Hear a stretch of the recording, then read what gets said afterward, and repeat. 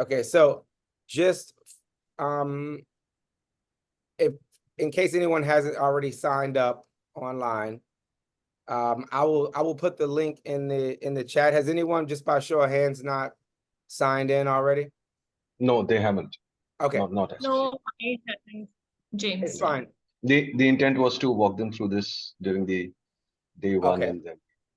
All right, that's fine. So we'll send you a link right after this, and it's fine because all of the course materials open up tomorrow after this live lecture. So this is sort of what the login looks like. You know, you pick the course, you'll have a code, we'll send it an email, and you go through the necessary steps.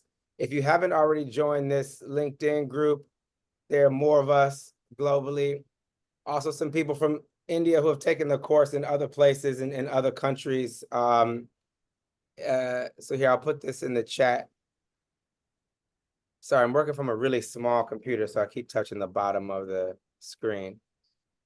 So that link is in the chat if you're on LinkedIn. If not, that's fine.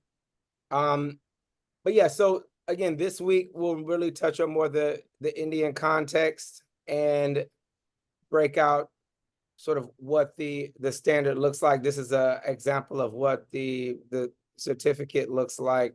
It'll say alter ego here at the bottom as Neil and his team are leading this training.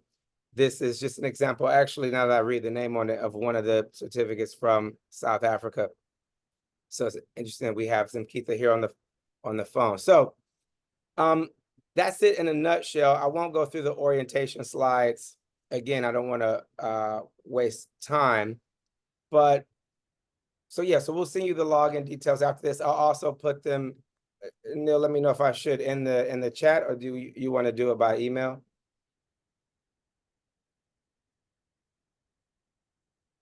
No. Oh. I'll send across an email to all of them. Okay, we'll email. All right, so do we want to go into your presentation now, your slides? Yep. Okay, you can share, correct? Okay. Yep, I can. Okay, so just a little bit of a prelude before we start. So we are going to be, I'm going to be walking you through what the Indian constitutional and labor regulations environment looks like from a DEI perspective. And if at any point in time my audio goes blank or you cannot see me, because I'll be sharing my screen, so just give me a shout by unmuting yourself. The idea is I'm going to be sharing all of this material with you. It's comparatively exclusive and proprietary to us because it's gotten about a year plus of research that my team and I have been doing. And we've gone through the 106 amendments that the Constitution of India has been through over the last 73 plus years, the last being in September 23. What we have culled out from the constitutional, the 300 plus articles of the Constitution of India is only the ones that are relevant from a DEI perspective. So you will see articles that we are going to walk you through, and I'll share my screen in a bit, which will cover the constitutional elements of the constitutional articles on DEI. It will also cover certain landmark judgments.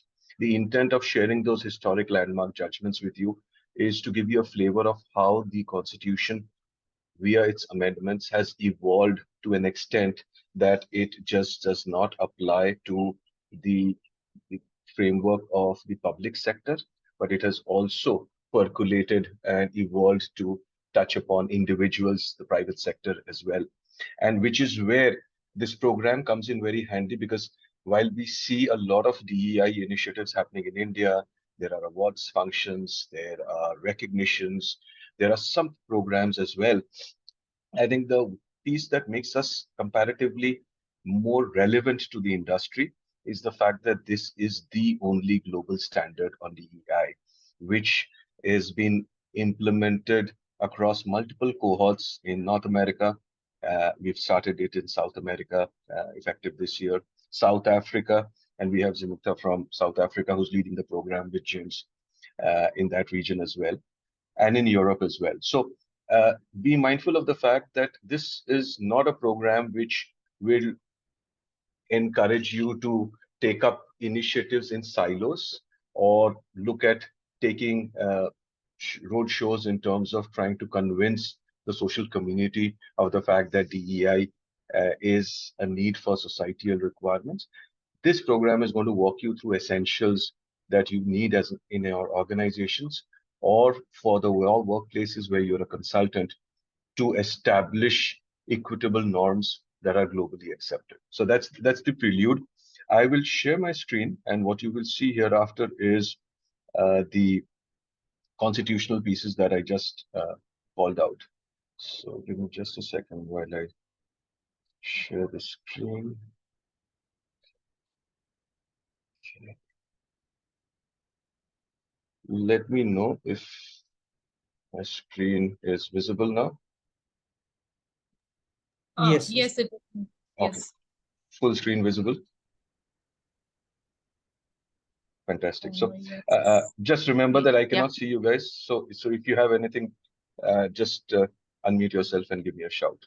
This should not take more than about 30-45 minutes, but and it'll be sort of a rapid fire because I think some of you are professionals who are and you've more or less been handpicked, if I could say so, because you are already working into gender diversity, you're working in the space of DEI, you are spokesperson in your workplaces as well, you're consulting for your clients on both gender diversity and an inclusive work environment. So this some of this may be already known to you, but if not, my request would be that you focus on the material that will be on your screen. You are welcome to make notes, and this will be shared with you. So what you will see here is going to be a comprehensive context of the constitutional framework, the details along with the snippets of the historical landmark judgments that I'm going to walk you through. The details of that will also be shared across so that you could refer to them while you're formulating policies at your end in your organizations or for your clients. Because a policy formulation should not be done in a silo without knowing the legal requirements and the constitutional requirements that are laid down, while it will also have to be amalgamated with the standards. So what we'll do from next week onwards is start walking you through the standard. The intent of keeping the India section in week 1 was so you have a geography or a region specific context, and then you're able to put it into perspective when we share the standard, the audit standards, the business process standards with you, along with James from next week onwards. So I'm starting off with this quote from the father of our nation, Mahatma Gandhi, and his ideals and his ideologies have been engraved in our constitution as well. So what you will see if you read the Constitution of India is we have 3 elements on the basis of which the constitution framework has been established. One is Gandhian principles, which promotes self-affirmation, self-empowerment, small sector constitutional rights, starting right from the grassroots level of the panchayats, going up to the union government. And the other 2 elements of the constitution is the socialist principles, where we promote equality, we promote capitalism and socialism both in our constitutional framework, and the third being the liberal intellectual principles, which is the force that is driving our constitution to go through regular amendments. We've had 106 amendments till now in 73 years, so you know the rapid pace at which our constitution is evolving. So the intellectual principles and the liberal principles consider the global scenario, consider the evolving humanistic and social scenarios, and requires the constitution to get amended from time to time. So we started off with Mahatma Gandhi's quote, which says, unity in diversity, and the beauty and the test of our organization will be to reach that level of inclusion in our society. What we are going to walk you through during this next sometime in today's program is how equality stems from the preamble of our constitution, the Universal Declaration of Human Rights, and there is a great linkage between the UDHR and the Indian Constitution, and I'll share that in a bit. We'll give you a snippet overview of the UDHR articles on equality, and you will see how that has a relevance to the Indian Constitution as well. the history of how India is diverse and why we have so much of diversity. And then we'll move on to the fundamental rights. There are articles under the fundamental rights touching upon DEI that we'll walk you through. And the section of this fundamental rights is also called the Magna Carta of the India Constitution. We'll then walk you through the directive principles of state policy and how DEI is mandated by the Constitution for the union and the state government to be interpreted and also applied in all the laws, statutes that the states formulate from time to time. And by states, you should consider that to be state and the center both put together, because how the Constitution words or describes our country is using the terminology of a state. So it's across all the 28 plus states and union territories, including the central government. We'll walk you through the fundamental duties. In fact, the fundamental duties were not part of the original Constitution in 1950. It got included in the 42nd Amendment in 1976.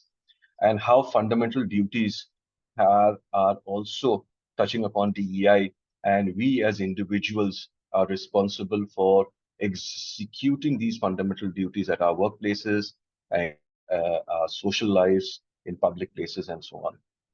We'll then walk you through the Transgender Protection Act, which was a historic act that was passed in 2019.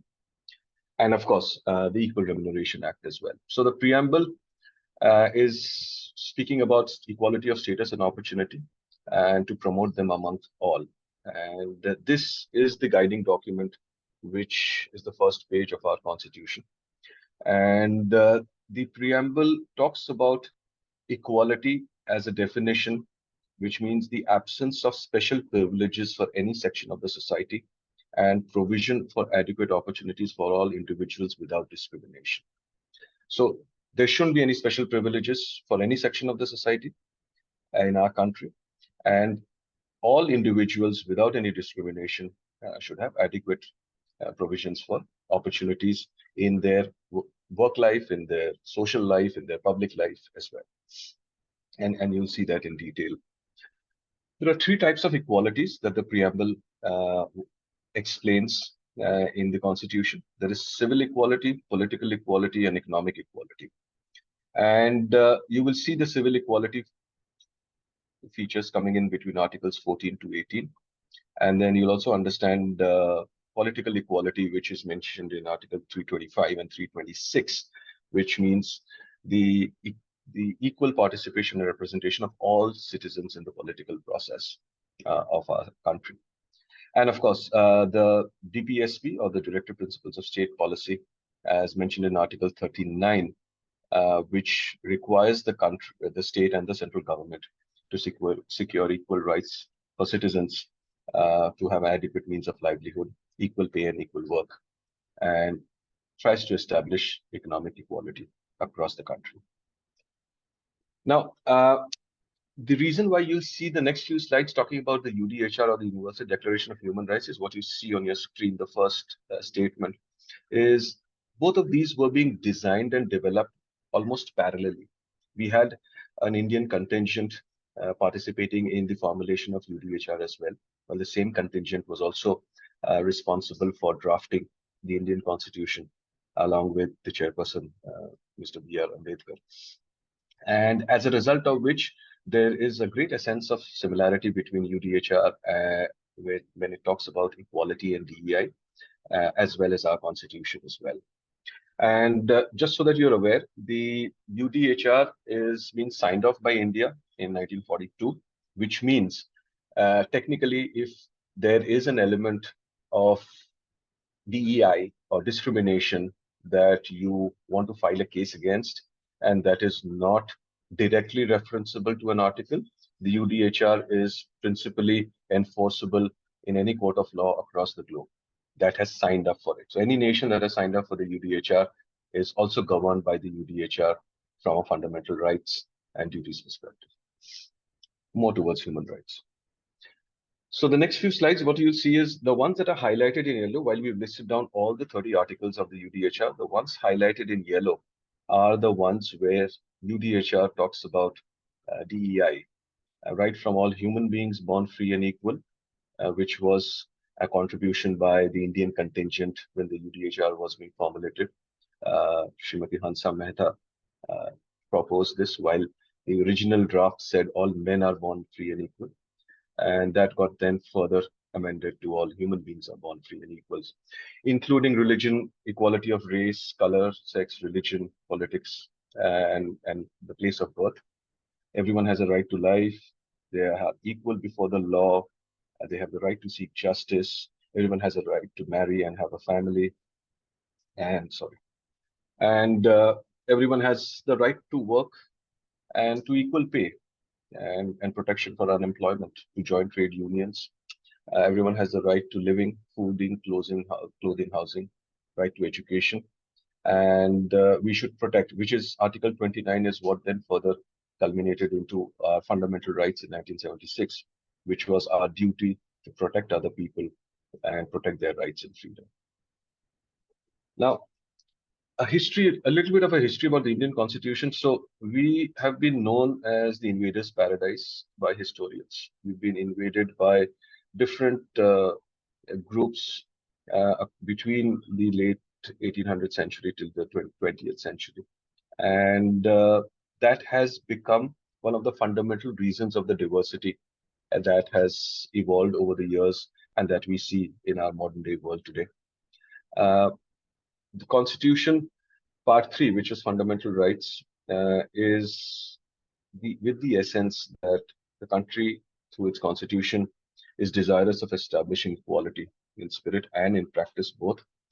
And please remember, when we walk you through the fundamental rights now, from the subsequent slide onwards, these rights are enforceable against public and private institutions alike. So it is not that you would only assume that the constitutional rights of fundamental rights and duties are only enforceable in the court against government institutions or against government-sponsored educational institutions. It is enforceable against private individuals and institutions as well. And there have been some historical judgments around that. It's time that we start taking cognizance of this, align our principles, align our company policies to embrace the essence of these articles, because the society in India is getting academically further educated and aware of their rights and duties. And while the North American continent and the European continent is experiencing a lot of discrimination suits, which costs organizations billions of dollars every year, India has just stepped up its game in terms of demanding equality and demanding the need for elimination of discrimination. So we start off with Part 3, fundamental rights, post which we'll go into the DPSP and then the fundamental duties and then the Transgender Act and the Equal Remuneration Act and the Disabilities Act. So for Article 14, it requires the state of India and the government of India not to deny any person equality before law or equal protection of the law. So every individual is equal in front of law and will be treated equally in terms of the protection of the law. So the law here means it will not be translated differently for an individual who has a position of power and authority in your organization or in the society. It is equal for anyone, right from your frontline staff to your CXOs to your board, in terms of any kind of violation that happens. So that's what Article 14 says, that everyone is equal before the law in the event of the need arising when an individual claims discrimination. The law will treat every individual with equal power and protection. This is referenceable with Article 6, 7, and 8 of the UDHR. So that's where the relevance comes in, because like I said, the translation of the Indian Constitution and the drafts were being made at the same time the UDHR was being formulated, and hence there's a direct relevance that we have from the UDHR. There are a couple of landmark judgments. The ones that we decided to call out from a DEI perspective here are two primarily. And these two landmark judgments basically open up the definition of equality and pluralism in the societal landscape of India. One was the National Legal Services Authority versus Union of India, where transgenders were recognized as the third gender by the Honorable Supreme Court in 2014. The act came into being in 2019. The other was where Navdeep Singh Johar versus the Union of India uh, fought or appealed against the decriminalization of homosexuality.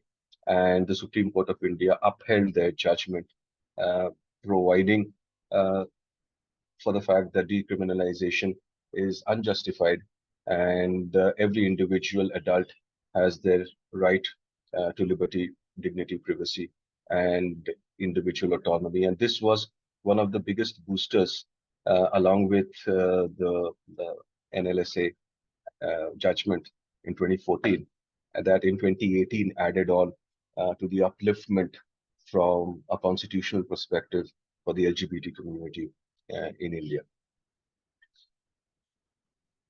Article 15 is again very generic in terms of equality for everyone. It prohibits any kind of discrimination on the basis of religion, race, caste, gender, or place of birth. And it also provisions for Article 16 for the economically weaker sections, which we will look at. It basically was formulated with or drafted with the intent that India has had marginalized communities in every nook and corner in multiple shapes and forms, from a religion perspective or a caste or a race or a gender perspective. And hence Article 15 was a part of the Magna Carta of the Indian Constitution that required equality to be extended to every citizen, individual citizens, irrespective of their backgrounds and their communities.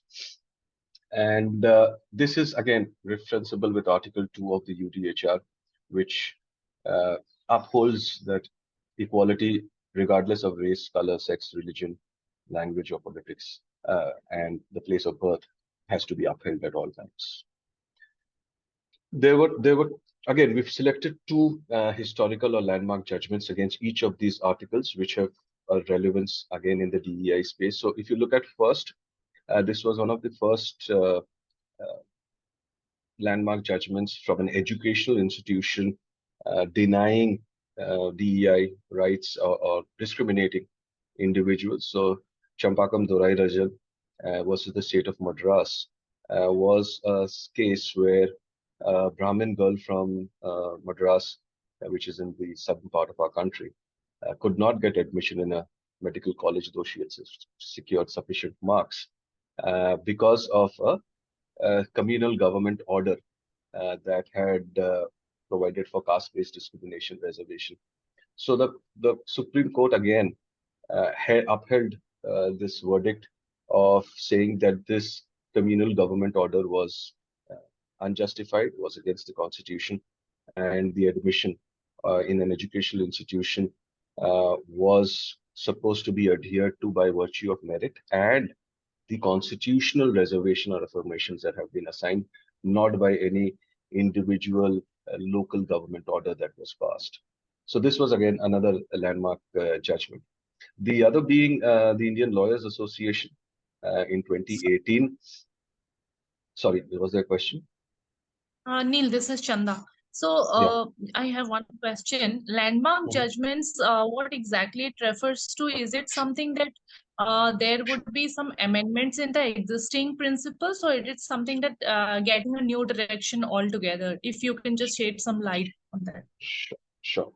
A wonderful question. Thank you for bringing that up. So for those of you who have some sort of statutory background, you'll understand that landmark judgments are basically becoming the premise for the evolution of a transformational act to come into being or a transformational practice to come into existence.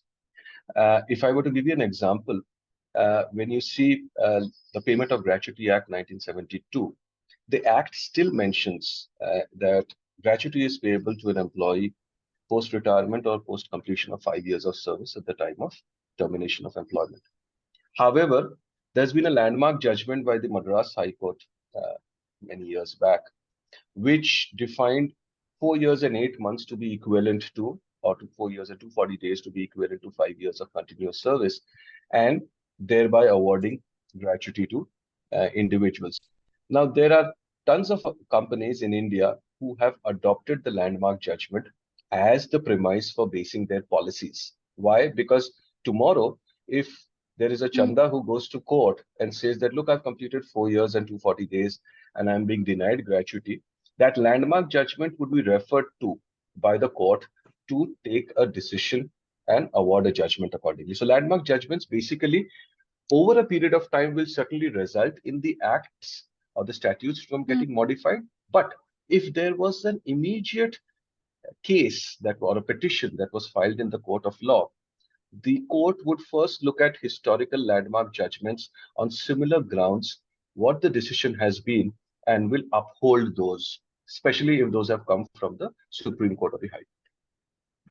So this, to your answer, is what you said later on, is the fact that this becomes the premise for courts to decide what should be the next course of action if a similar kind of a petition is, they're faced with a similar kind of petition.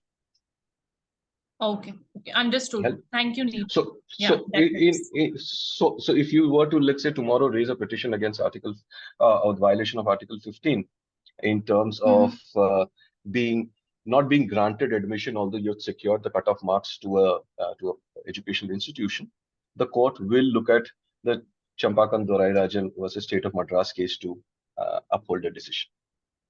Past cases. Got it. Yeah, Thank you. Yeah. Because constitutional amendments require a lot of state machinery and administrative machinery to be put into force, which does not happen on a day-to-day basis.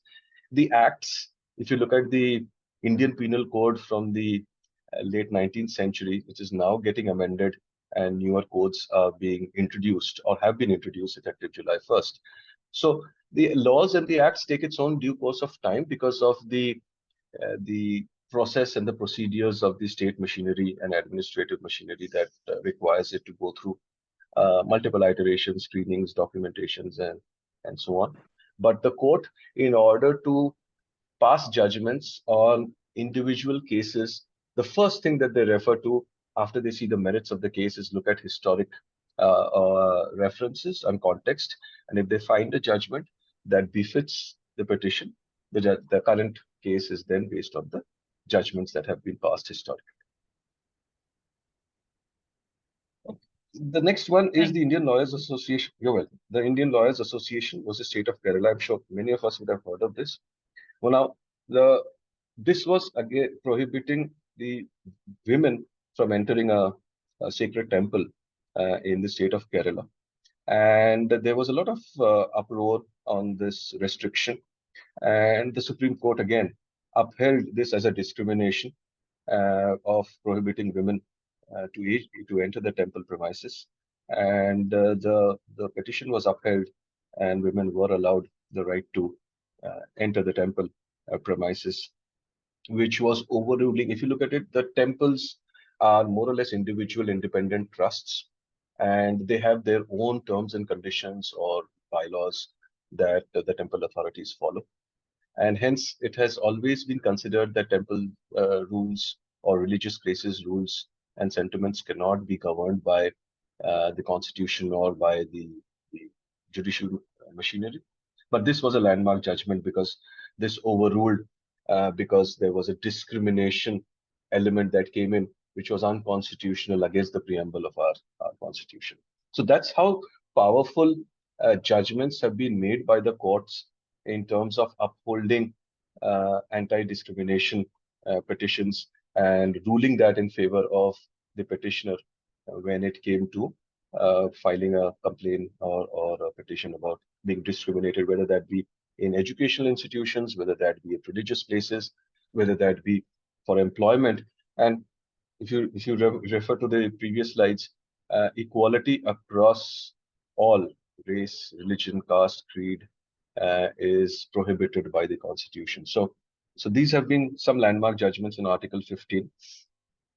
Article 16 was, again, equality of opportunity in matters of public employment. So when the Constitution was formulated, what I want to draw your attention to is the largest employment body in India was the public sector. When the Constitution came into being in 1950, we didn't have private sector grooming and mushrooming the way it is today, while the private sector today is the largest employment base for individual professionals in India. At that time, it was public employment that was the largest employment provider in our country. So most of the employment references in the Constitution have been made in reference to public employment. But you will see as we go down the slides that the court and the judicial machinery of our country has come of age, and they have been ruling in favor of private institutions and private individuals to adopt a non-discriminatory approach towards employment as well. And we'll share some of those revelations in some time. So the intent of sharing that with you is, remember that when you receive this material has direct reference to the Constitution. So there will be some terminologies that are used or some statements that have been applied, which is as is on the Constitution. However, remember, when you're formulating your policies and processes in your organizations and your workplaces, this applies to you as well.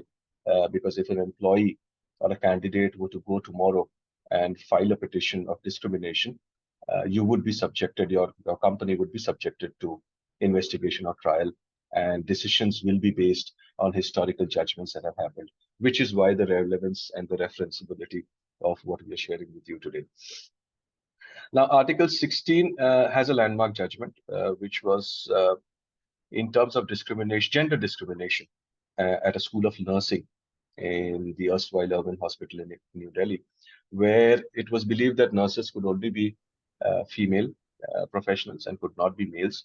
And that was a discrimination case raised by male nurses, and the High Court ruled it in favor of them, saying we could not discriminate whether nursing as a profession would only be females and not males. We could not do that kind of discrimination.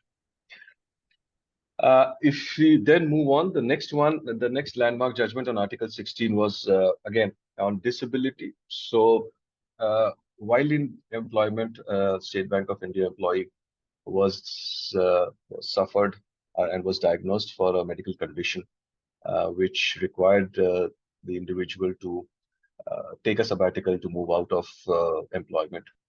And after going through treatment, the individual was declared medically fit, but was denied the reinstatement at workplace by the State Bank.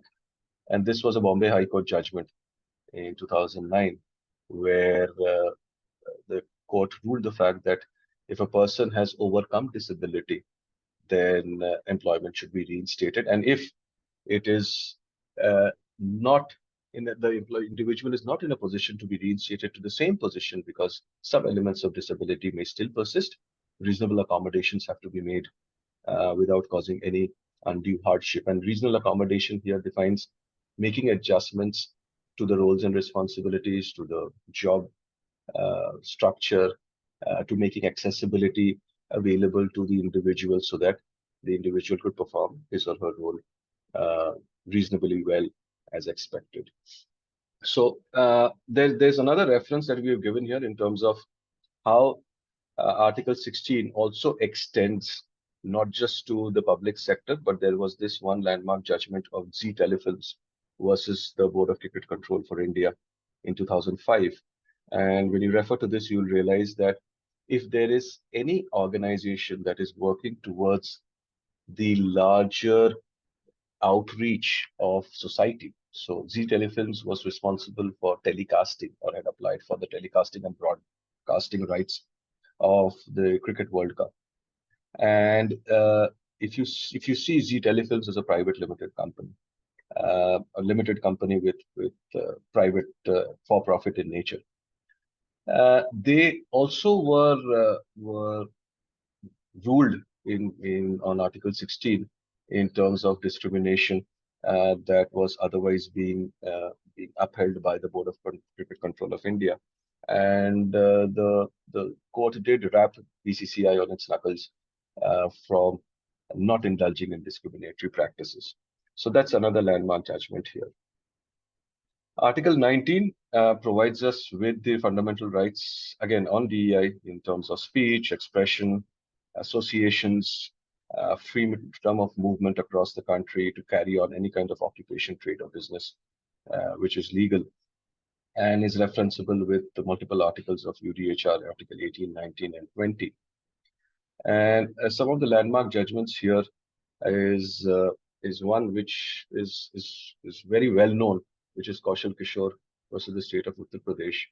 And this was a UP politician, a government politician of the state of Uttar Pradesh in India, who was holding an office at that point in time, who had made derogatory statements on a case that involved the dignity of a woman who had undergone harassment. And this landmark judgment from the court actually upheld the fact that no individual has any right to publicly defame or disgrace the dignity of another individual, especially women in this case. And this is another very insightful case which not only ties into, let's say, elements of POSH, which is applicable in India, the prevention of sexual harassment in India, but is also applicable from your code of conduct and your workplace ethics policy, because you have to be very mindful when you draft these policies and code of conducts or employee handbooks, that any verbal statement which can be produced as evidence in the court of law that has a nature of discrimination, that has a nature of defamation, and not upholding the dignity of another individual, that's a violation of fundamental rights as well as duties, and as a result of which the individual involved can be incriminated by voters. The next one is, again, Article 19 has multiple subsections. So we've taken two, one from Article 19A and one from Article 19G. Article 19G is more societal in nature, where the Bombay Municipal Corporation tried to evict pavement dwellers in 1985 in the state of Bombay.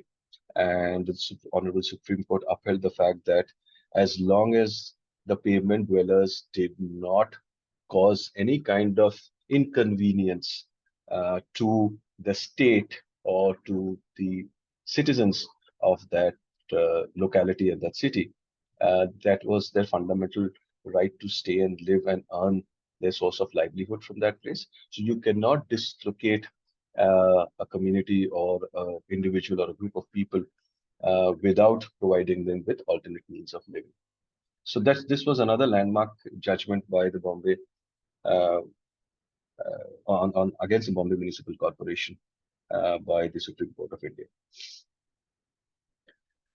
The next one is Article 21, which says no person should be deprived of his life or personal liberty except according to the procedure established by law. So the law, as per our constitution, does have some reasonable accommodations. In the event of a war situation, in the event of a famine, in the event of a natural calamity, there are certain exceptions and reasonable accommodations that the government has the right to apply. However, in the normal working condition, the normal business as usual conditions of the economy of our country, no person can be deprived of his liberties or her liberties to be taken away from them.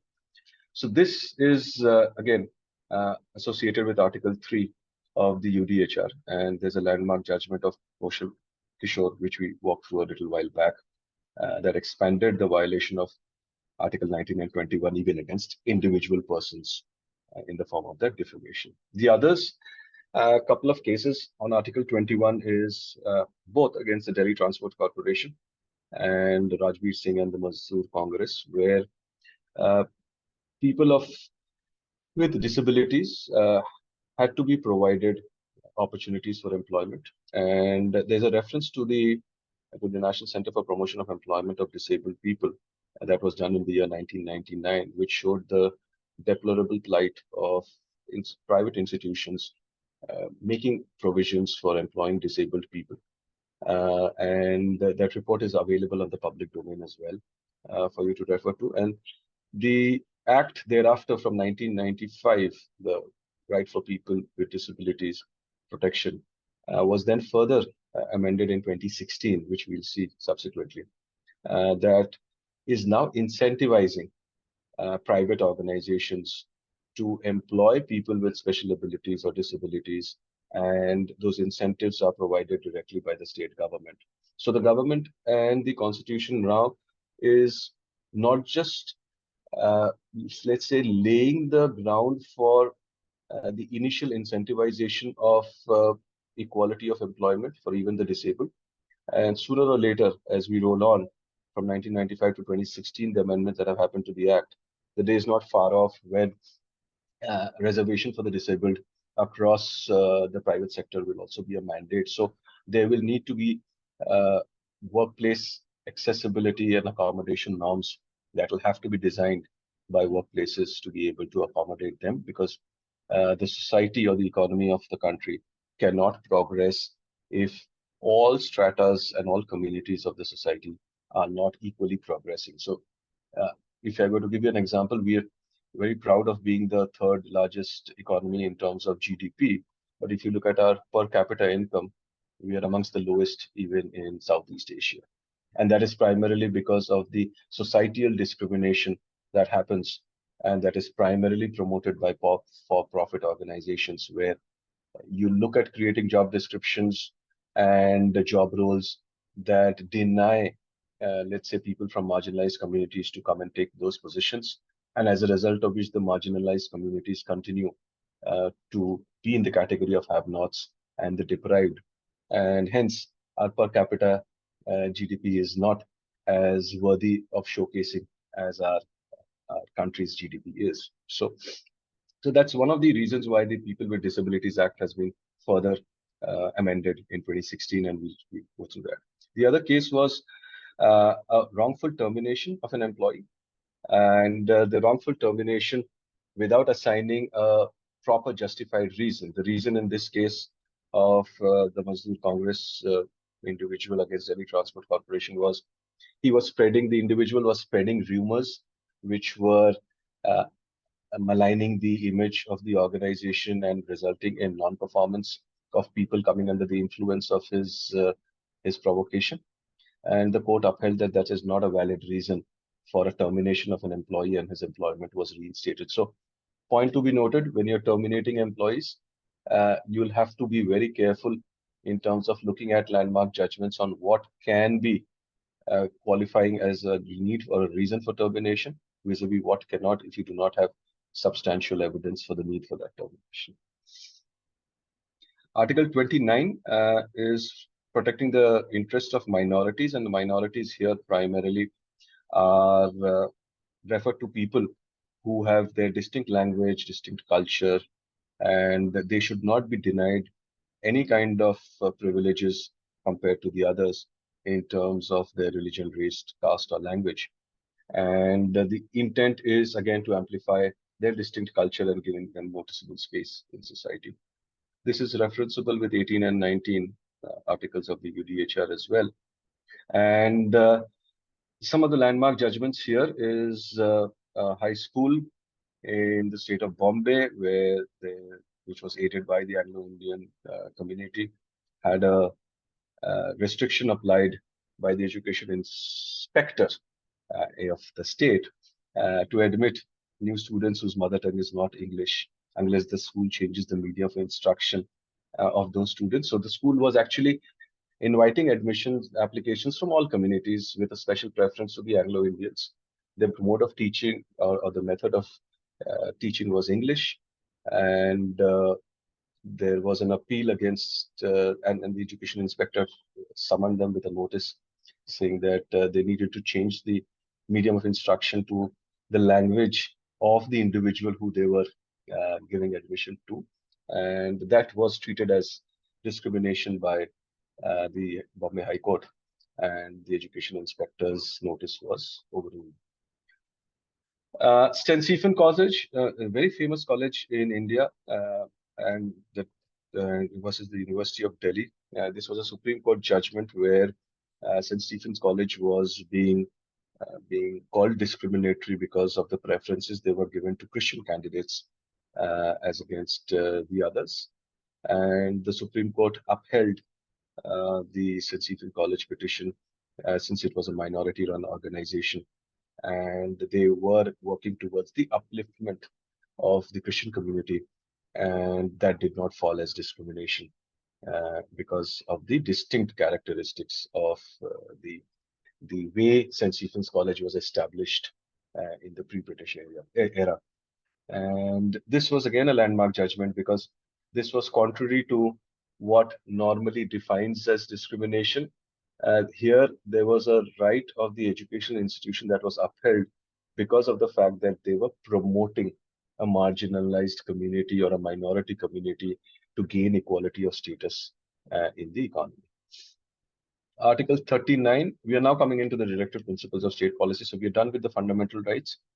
We are now into the directive principles of state policy. What the DPSP means is the Constitution of India directs the state of India, which is the state governments and the central governments, that while they are responsible as custodians to uphold the constitutional rights and remedies for individual citizens, they should be mindful of the fact that none of the laws or statutes that they pass should be in any way discriminatory for individual citizens. And that is one of the key responsibilities of the state to ensure that any and every statute that they formulate should not have any indicative or subtle reference to discrimination, because that is against the constitutional rights of a citizen of our country. So Article 39 is based on the socialism ideology of the Constitution. Like I said earlier, Gandhian socialism and liberal intellectual are the three principles on which our Constitution is based on, which is basically elevating the means to livelihood and equality of work and pay and status to go hand in hand. And this is referenceable with Article 23 of UDHR. And this are two very unique cases, very referenceable in today's economic environment in India, workplace rules and regulations in India as well. One was against disparity in pay scales between the same job description and same job roles of people in the Delhi police force. And the other was an organization like the Delhi State Mineral Development Corporation was hiring part-time contractual gig workforce, if I could call it in today's terminology, and was denying and depriving them of the continuous service by creating artificial breaks. So what happens is you define the employment for a fixed duration of time, and once the duration is over, you kickstart a new contract of employment. This was overruled by the court as unconstitutional and unjustified, because it was an intentional act of denying continuous service to an individual. So this is also something that happens in today's world across our organizations. And this is also to be kept in mind, that if there is such a case that an individual brings up to court, then this is a precedent for the court to refer to, where continuous employment and service enables and entitles individuals to certain benefits as mandated by the government and by the statutes. And if private organizations are actually denying them of that by creating these artificial gaps in service, then that's unconstitutional. That directly impacts their social and pension schemes and plans that they are entitled to. Equal justice and free legal aid. So the DPSP Article 39A talks about the socialism ideology again, and says every individual is entitled to equal opportunity of free legal aid that needs to be provided, and as a result of which, even if an individual in our country as a citizen does not have the ways and means to raise a petition or file a petition in court because of his or her financial condition, the Constitution entitles them to getting free legal aid and free legal services, so that they are not denied justice in reference to Article 14, which is equality to be extended under the eyes of law to every individual. And there are some landmark judgments here. Ajmal Kasab's case is a unique one, which was a heinous act that happened in November 26, 2008. However, uh, given the fact that all evidence was against him and his incrimination was undeniably inevitable. However, the Indian Constitution had provisions that a fair and free trial had to be provided to even the most hardened criminal, and hence there was free legal aid provided to even Mohammad Ajmal Kasab. The other one is in terms of state of Maharashtra versus Manubhai Pragji, and this extended the educational grants in aid scheme that were only provided to colleges facilitating law and other streams of education to be extended to the non-government law colleges as well, uh, and extending them to the private institutions as well. So more often than not, educational institutions in the public sector are aided by the government, and this stemmed from a law college where the in the state of Maharashtra, specifically Pune, where the private law colleges claimed discrimination in terms of not getting those state aids, while at the same time they were churning out lawyers with equal competency, and lawyers were in much need and still continue to be in our justice system. And hence, this was a landmark judgment where the court ordered that government aids and scheme should be provided to private law colleges as well. Article 41 is the right to education and public assistance. And the state is responsible for making effective provision, the right to work and public assistance in case of unemployment, old age, sickness, and disablement. And this is referenceable to Article 25 and 26 of the UDHR.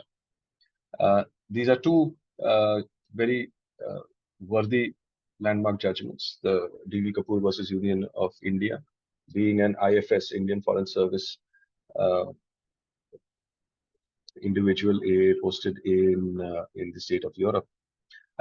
There were violations that were pointing towards him by the ministry, and there was an appeal made in court, and the ministry recommended the President of India to withhold D.V. Kapoor's gratuity and pension on a permanent basis as a mean of punishment, because D.V. Kapoor did not adhere to a transfer request that was made by the Ministry of Foreign Affairs, moving D.V. Kapoor from Europe to India.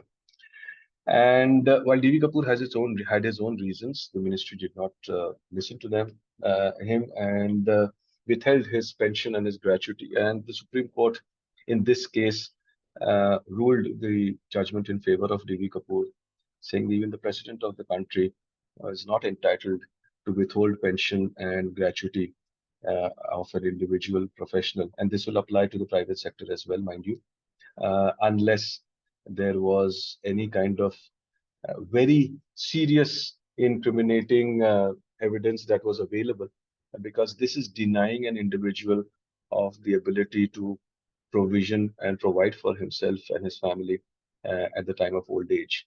So mind you, this is often done by organizations in India, where we do withhold the retirement benefits or of an individual at the time of his or her departure because of certain experiences that an organization would have had, but then that's not permitted by the law. It's illegal to do that. The next one was capitation fee being charged by the state of Karnataka for individuals, and capitation fee through that landmark judgment was pronounced to be unconstitutional and illegal under the right to education, Article 41. Article 46 is now coming. Now we are coming to the marginalized communities, which is the scheduled caste, scheduled tribes, and the other backward classes, as per the schedule of the Constitution. They are recognized by the schedule of the Constitution. We have a definition of what scheduled castes are. These were basically untouchables, referred to as untouchables or Dalits. And there are 1,170 recognized, 1170 recognized scheduled castes in India, which accounts for about 20% of the country's population. Scheduled tribes are the indigenous people of India, the original inhabitants. We refer to them as Adivasis or Vanyajatis. And there are 747 recognized scheduled tribes in India, which account for about 10% of the country's population. So about 30% of the country's population is scheduled castes and scheduled tribes. And the OBCs, which are the other weaker sections of who are socially, economically, and educationally backward classes, these constitute about 40% of the country's population.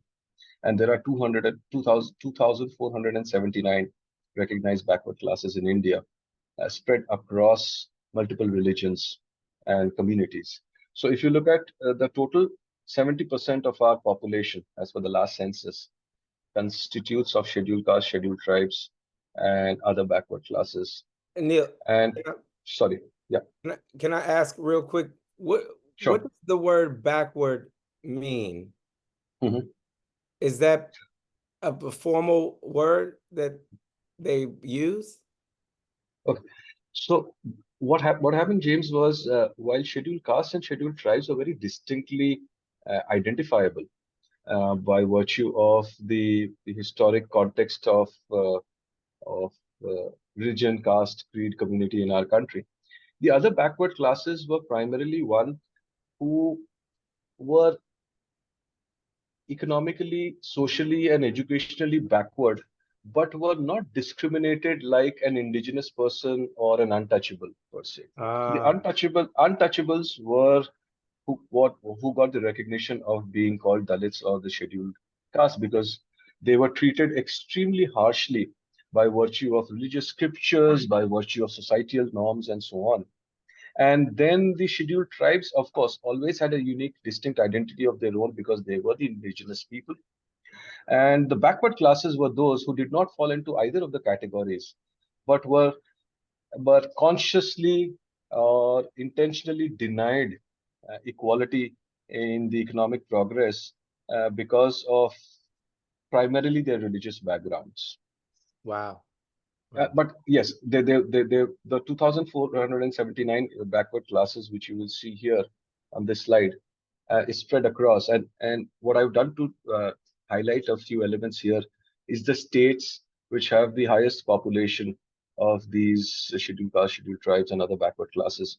And I've mentioned the source of information and the relevance in terms of the latest reports that we have had access to. So the states of Odisha, Karnataka, Maharashtra, and Tamil Nadu have the maximum number of classes and score the highest in terms of the population ranking of these tribes.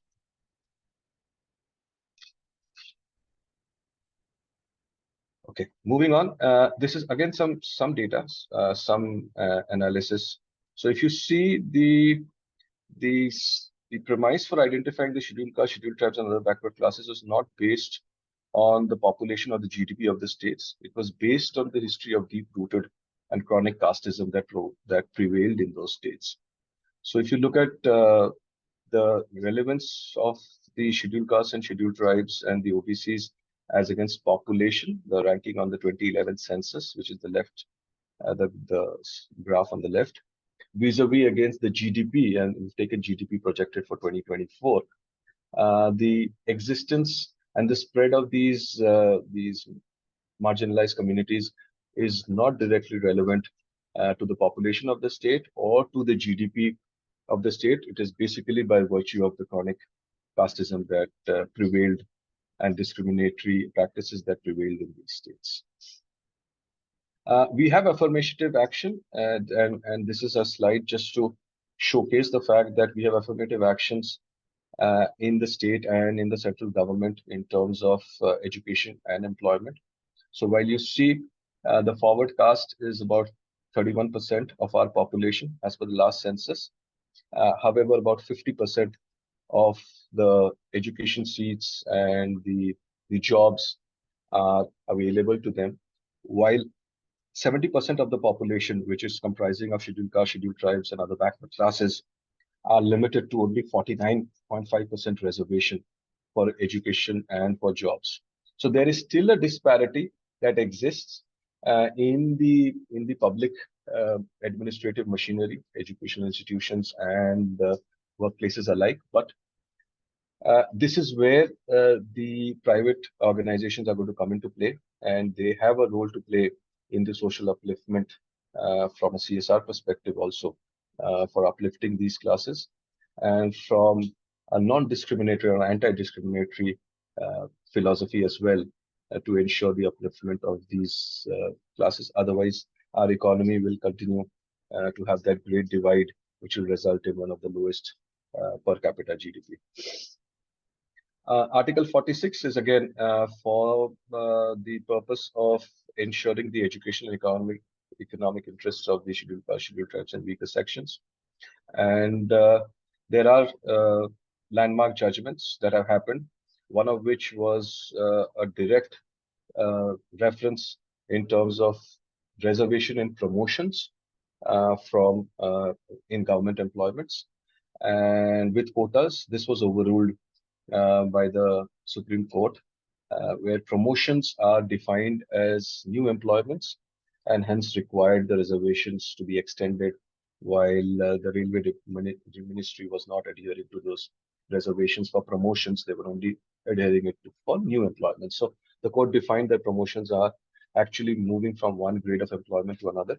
These are new employments and should be defined as those, and reserve the right to go through the reservation and the affirmation protocols established. Women petitioner Lipika Das filed a petition against the government of Maharashtra, which is the second landmark judgment, because she belonged to the marginalized community and did not secure admission to a medical college there. And the court upheld this judgment through Article 46, which required the upliftment of the marginalized and weaker sections, especially the scheduled castes, for academic purposes. We are now into the fundamental duties. There isn't much to go, so just a few more slides. Now, we need to understand the fundamental duties is individual to us as individual citizens of the country in terms of upholding DEI in the form of religious, linguistic, regional, or sectional diversities, and to especially renounce practices of anything that is derogatory to the dignity of women.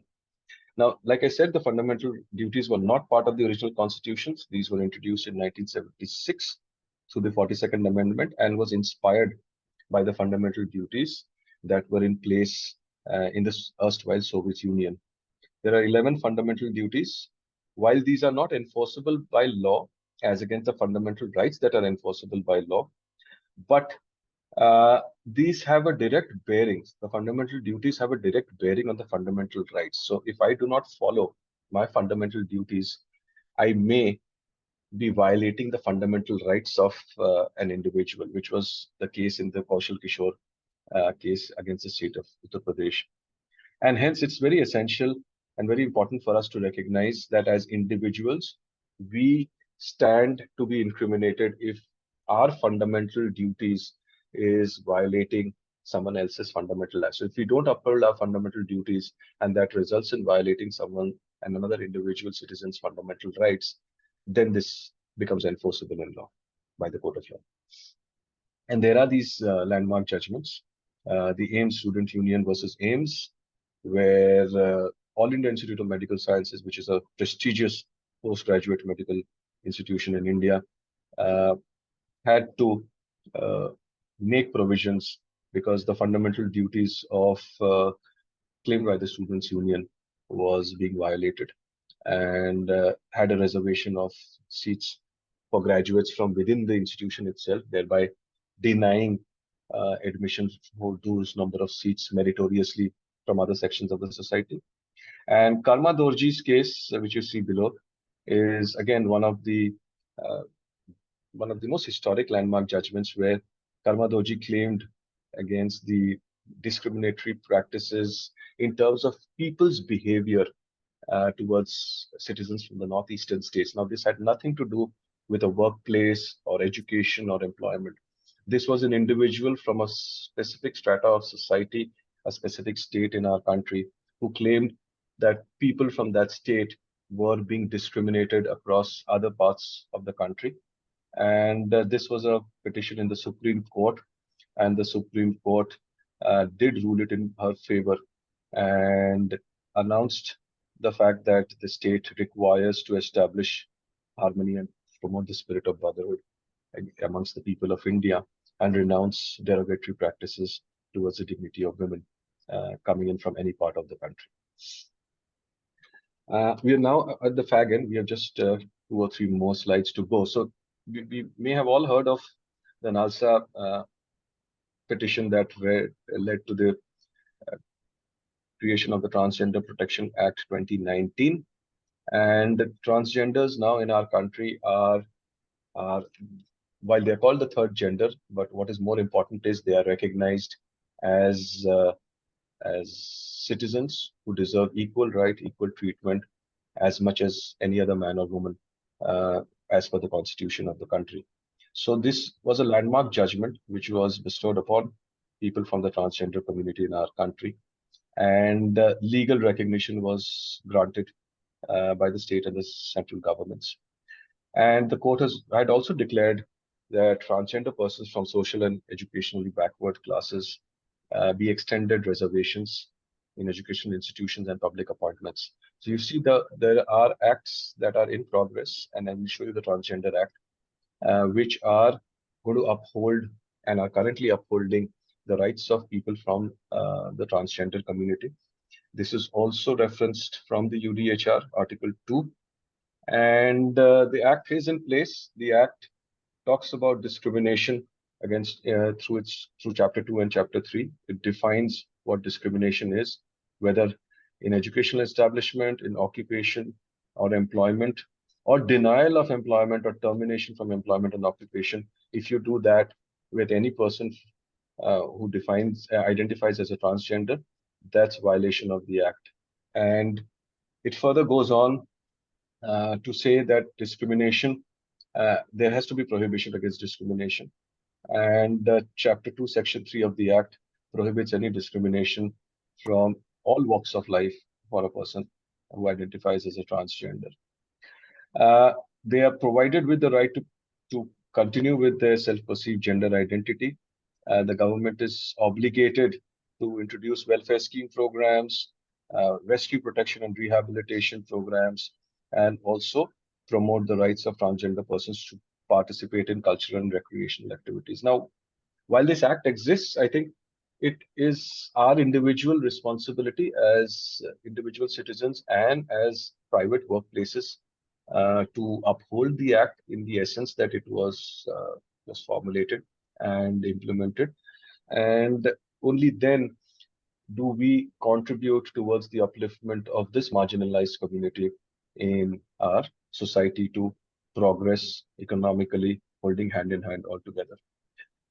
One of the pieces that I want to call out is Section 9, which says no discrimination in employment, which says no establishment shall discriminate against any transgender person in employment. Now, no establishment is a universal statement, cuts across public and private sector. So if you are discriminating against candidates who are applying for a job role and identifying themselves as transgenders, or who are employees in your organization who identify themselves as transgenders for recruitment or promotion or other related issues, that's a violation of the Act. So you need to have ISO-30415 as a business process to ensure that you intentionally or unintentionally do not have any policies or any practices that discriminate against them. The state is also obligated, I move down further, state is also obligated to provide a redressal mechanism which exists, and the Act has that.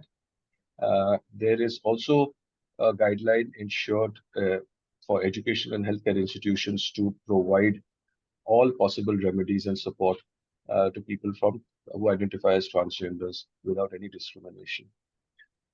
And the violations and the penalties of the Act is part of Chapter 8, Section 18. So if you care to download the Act from the Ministry of Labour and Employment, you will see there are penalties and for offences and violations of the Act as well. Similarly, continuing, we have the... Sure, go ahead. Sorry, interrupting over here. I had just one No. question on Yeah. the grievance mechanism that redressal that you spoke about.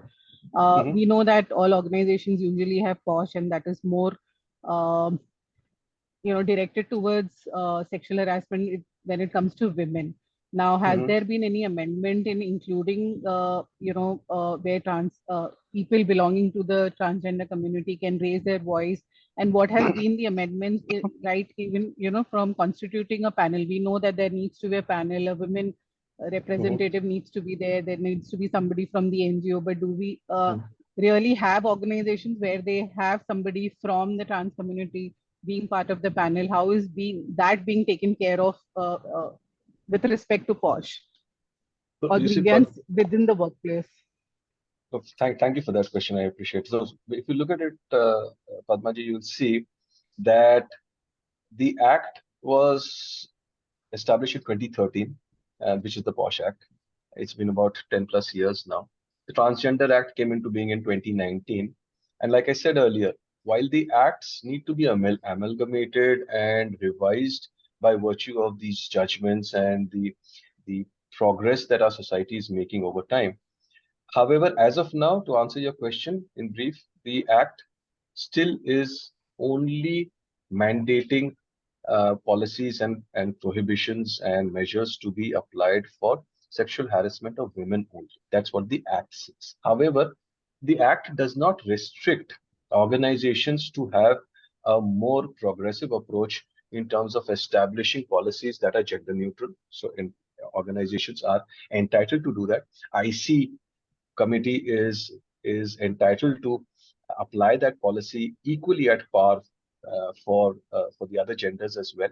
The IC can be formulated with chairpersons who identify themselves or members who identify themselves from different communities as well. So there is no restriction from the act basically empowers organizations to apply a progressive approach in terms of how they define their policies and how they identify the IC and how they extend the policy to all, including and up to the penalties and offenses that could apply as per the POSH Act, because the IC is empowered with the rights of a civil court to to proclaim actions and penalties against offenses. So they are empowered to do that against any gender. The only restricting factor here is if an individual who identifies himself as male or as a transgender person wants to go to court for a POSH violation, the court will not uphold that at this point in time as per the act. But is that going to be a restrictive factor? No. If you have looked at all these historical landmark judgments, I'm sure you have a flavor of the fact that every act and every article of the Constitution is undergoing further amendments as a progressive society comes forward and appeals for it. So how our judicial constitution, our judicial machinery works is it is brought into their cognizance that there is a case of severity which is not covered by an act, they will take a suo moto action. So our petitioning system or our writs in the country are of 5 types, of which suo moto is one, where the judicial machinery of the Supreme Court and the High Court are empowered with the right to take a cause up which is for the larger welfare of public and is not documented in any article or as per any act, and that will then become a landmark judgment. So in short, the act in black and white has not been modified to include people other than women from discrimination in POSH. However, the Act empowers individual organizations to formulate a progressive policy that is all inclusive, and the IC is empowered to take decisions that are all inclusive and looking at individuals across the enterprise under the same lens and under the same gamut of the policy. It's just that the IC needs to be trained adequately to be able to manage all of those, and there will be absolute justice given in the event the organization decides to have a gender neutral policy. Black and white change of acts after, if you see the IPC after 1877, it's happening now in 2024.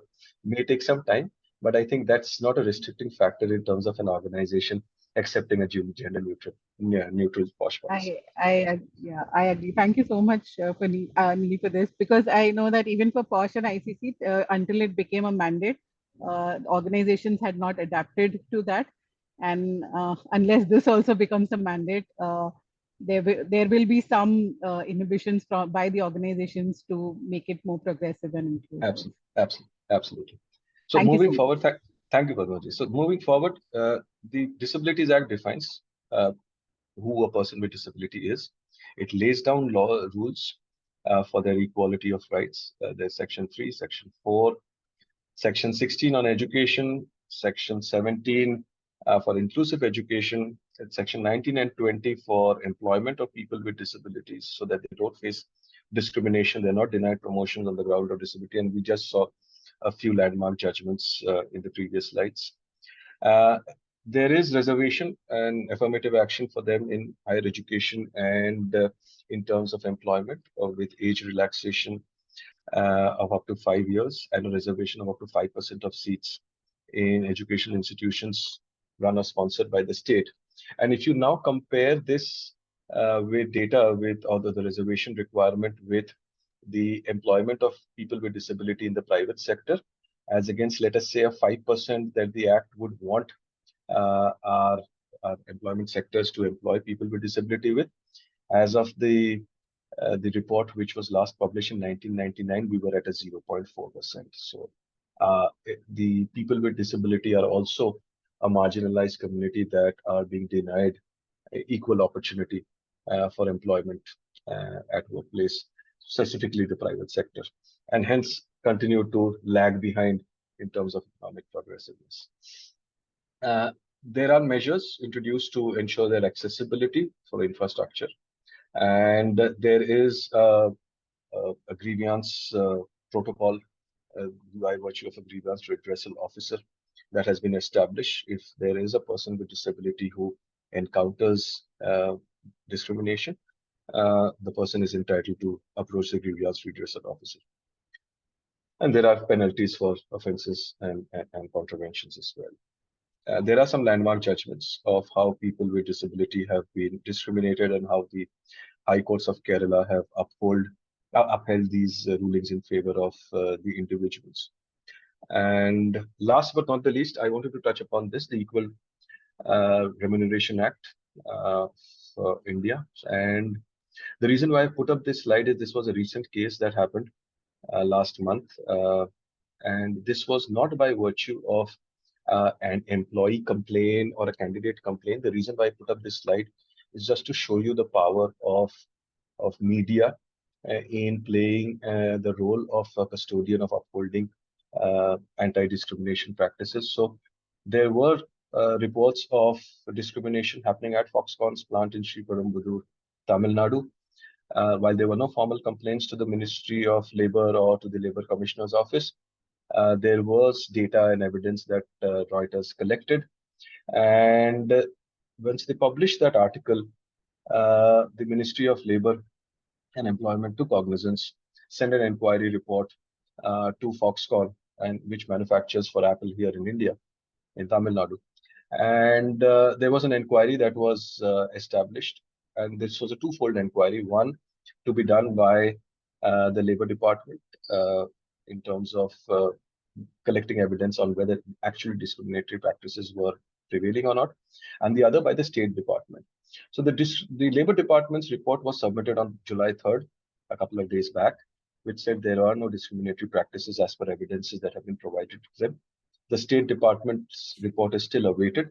But what I want to indicate through this is the fact that the Equal Remuneration Act has a very high-level overarching statement which requires special cognizance when you are working on making equal practices a norm at your workplaces or for your clients. Is if you refer to Section 5, it says there cannot be any kind of discrimination while making recruitment provisions for promotions, training, or transfer, and specifically about for women as well. And not that it will restrict a male or a person from a transgender community from being denied justice, but it says that Section 4 says there cannot be discrimination in pay equity for the same kind of work that is being performed. And second, there cannot be any discrimination in recruitment, promotion, training, or transfer. And this act has been in place since the 1970s. And this is one of its kind, a unique, like a landmark judgment. This is a unique inquiry that has been established by the Ministry of Labor and Justice on the basis of a media report. So what I'm trying to signify here is, if you can see through it, our country's awareness levels on DEI, media support on DEI, uh, education and awareness levels of individuals on DEI is progressing at a rate faster than we normally get to see in our day-to-day life. And it's very important that in order to safeguard ourselves as individuals from unintentional discrimination that we may end up doing by virtue of our contextual references, and for our organizations to be inclusive and equal opportunity employers, that we take into cognizance these articles, these landmark judgments from our legal and our judicial system, and keep them in consideration when we are formulating our policies on recruitment, promotions, performance management, terminations, layoffs, whatever that may be across the life cycle of employment. And that's where DISM comes into play, because HR has those 9 key elements, key areas where we have 86 plus elements of how you can establish processes that are going to govern an anti-discriminatory practice across your organization.